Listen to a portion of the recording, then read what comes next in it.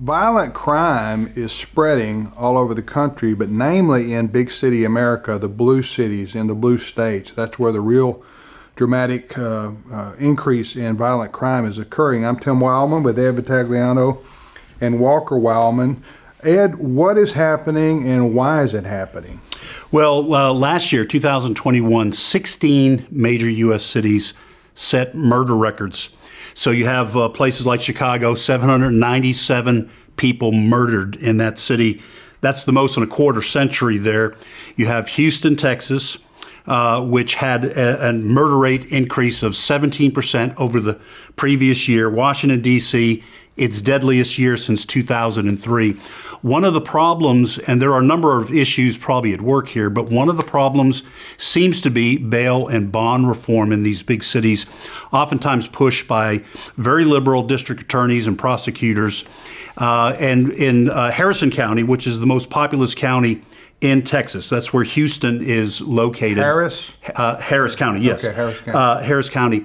They have had since 2018 156 people murdered by people who have been let out by some of this bail What are they reform. doing out? Yeah, one of the people who was killed was an 80-year-old grandmother killed in a Walgreens parking lot by a guy who'd been arrested 67 times. Okay, and this guy was out on bond, his own personal recognizance. The streets of these big cities are being flooded with people who are career criminals, and they're taking lives.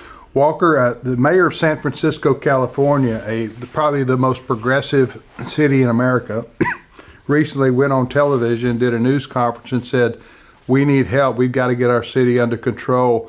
Law and order is no more in our city. We've got to get it back.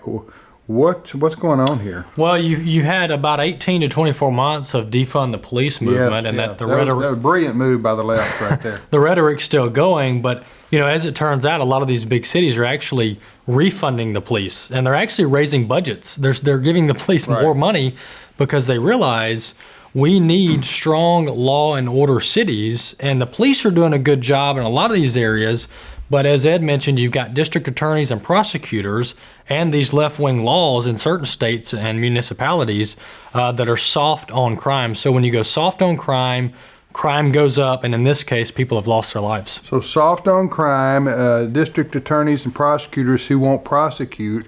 Then you've got the defund the police movement, which was something the progressive left exploited after the George Floyd incident in Minneapolis. So crime is on the rise. Violent crime is on the rise in big city America, and we will see what happens from here if they learn their lesson and are able to bring back law and order to our big cities. Thank you for joining us today on Reason and Company.